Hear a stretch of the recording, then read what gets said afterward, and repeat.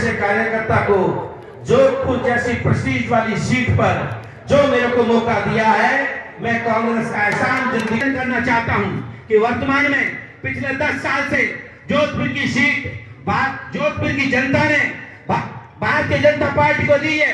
और मेरा चैलेंज है कि भारतीय जनता पार्टी के लोग और हमारे वर्तमान सांसद अगर आकर के मुझे बता दे कि साहब वहां पर मैंने फीता काटा है, वहां पे 100 करोड़ रुपए मैंने लगाए हैं, तो मैं राजनीति छोड़ दूंगा। राजनीति जब फंसा दिया, हे मेरी जोधपुर की जनता, हे मेरी भगवान तुल्य जनता, आपने 10 साल तक महरौली से आए हुए गजेंद्र सिंह जी को 5 साल तो मेरे को भी आजमा लो, मैं तो आपके यहाँ का बेटा हूं। और अगर आपको लगे कि आपका बेटा नाजोगा है तो 5 साल बाद में मेरे को ठुकरा देना। और ऐसी क्या बात है भाई, महरौली में कौन सी सीट नहीं है, वहां पर भी एमपी बनते हैं, तो जोधपुर में भी बाबू सिंह जी का क्या हाल है, प्रतापपुरी जी का क्या हाल है, गजेंद्र सिंह क्यों चुपड़ा साफ करने में लगे हुए हैं। निवेदन है कि आपसे हाथ जोड़ के निवेदन है कि अगर आप जोधपुर का विकास चाहते हो तो मैं आपको इस मंच के माध्यम से, आज पहला दिन है, टिकट मिलने के बाद में मैं भगवती का भक्त हूं, आपको वादा करता हूं ऐसा कोई काम नहीं करूंगा जिससे जोधपुर का सिर शर्म से झुके। और कांग्रेस के सब नेताओं को, कार्यकर्ताओं को आश्वासन देता हूं, करण सिंह उस मिट्टी का बना हुआ नहीं है कि उस गुटका है और किसी नेता के खिलाफ काम कर ले। मैं राजपूत की औलाद हूं, ऐसा काम जिंदगी में नहीं करूंगा कि आपको कोई भड़का ले और मैं भड़क जाऊं। मेरे नेता अशोक गहलोत साहब है, मेरे नेता सचिन पायलट साहब है, पाकिस्तान बॉर्डर से भी आए हैं, मैं सबको जानता हूं। आपने देखा होगा चंडीगढ़ में एक चुनाव हुए, उन चुनावों में नगर पालिका का छोटा सा चुनाव, नगर पालिका के चुनाव में 20 आदमी हमारे जीत गए, कांग्रेस के और आम आदमी पार्टी के 12 आदमी बीजेपी के जीते। तय था कि जो कांग्रेस और आम आदमी पार्टी कहेगा उसका महापौर बन जाएगा। एक जनाब आए, एक एग्जीक्यूटिव ऑफिसर, उसने अपनी पेन से इस तरीके से उसको ऊपर, आपको पता है कि 20 में से 8 वोटों पर पेन फेर करके उसको खारिज कर दिया। जब हमारी पार्टी कहां गई, उसने कह दिया फैसला सही है।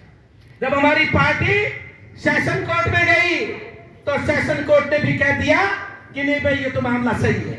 हमारी पार्टी हाई कोर्ट में गई, हाई कोर्ट में भी कह दिया कि भाई ये बात तो सही है। और जब हाई कोर्ट से सुप्रीम कोर्ट में गई तो वहां मामला दूसरा निकला। सुप्रीम कोर्ट ने कह दिया कि ये बात गलत है, ये अधिकारी कौन है, इसको जांच बताई जाए। पर मैं इस मंच के माध्यम से, जो मीडिया वाले आजकल छापते ही नहीं है, मैं पूछना चाहता हूं उस छोटे से अधिकारी की क्या हैसियत और औकात है कि वो 8 वोट खारिज कर देगा। अरे अगर पकड़ना है तो उस अधिकारी के पीछे कौन बड़ी मछली है, कौन वो लोग है जिन्होंने ये वोट खारिज करवाए थे। मेरे कहने का मतलब है कि अगर वोट जो जनता ने दिया, ये बेइज्जती किसकी है, बेइज्जती जनता की है। वोट से जनता ने आम आदमी पार्टी कांग्रेस को जिताया, और एक अधिकारी पेन से अगर वोट खारिज कर देगा तो फिर आपका वोट दिया हुआ क्या काम आएगा, बताओ। इसमें अगर कोई भारतीय जनता पार्टी का आदमी भी सुन रहा है तो मेरे को बता दे भाई कि अगर इस तरीके से कांग्रेस करती तो किस तरीके से आपका राज आता, मेरे को बता दो। 20 में से 8 सीटें खारिज करना, मेरे कहने का मतलब यह है कि अगर मैं सेंट्रल गवर्नमेंट की बात करने जाऊंगा तो वहां जुमले ही जुमले हैं।